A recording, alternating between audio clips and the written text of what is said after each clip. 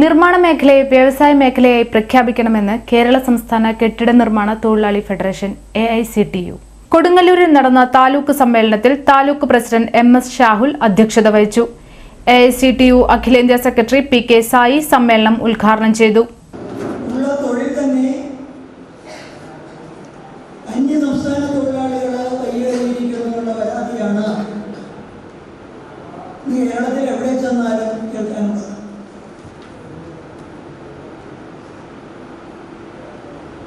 തൊഴിലില്ലാത്തതിന്റെ പ്രധാന കാരണം പറയുന്നത് ഇപ്പോഴത്തെ സാമ്പത്തിക രംഗമാണ്. കഴിഞ്ഞ കോവിഡിന് ശേഷം കേരളത്തിലെ വരുമാന മാർഗങ്ങൾ പാടെ നിലച്ചപ്പോൾ തനത് ഫണ്ടുകളിൽ നിന്ന് രൂപ പിൻവലിച്ച് ചിലവുകൾ നടത്തിയപ്പോൾ പ്രവർത്തന ചിലവുകൾക്ക് ഫണ്ടില്ലാതെയായി എന്നാണ് ഗവൺമെന്റ് പറയുന്നത്. കേരളത്തിലെ എല്ലാ ക്ഷേമനിധികളും എന്ന് പറയുമ്പോൾ നിർമ്മാണ തൊഴിലാളി ക്ഷേമനിധി എടുത്തു പറയേണ്ടതാണ്.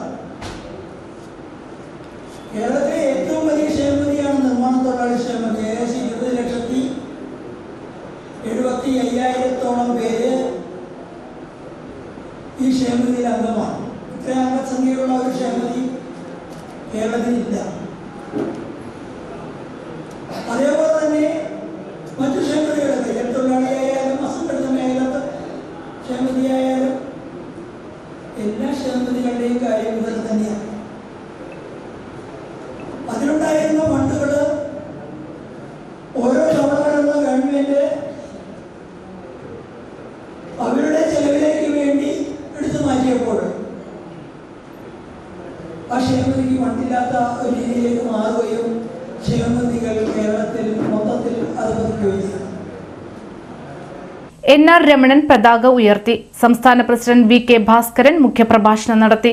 പ്രവാസി bank vice president KS Louis, magician PP Sunil എന്നിവരെ ആദരിച്ചു.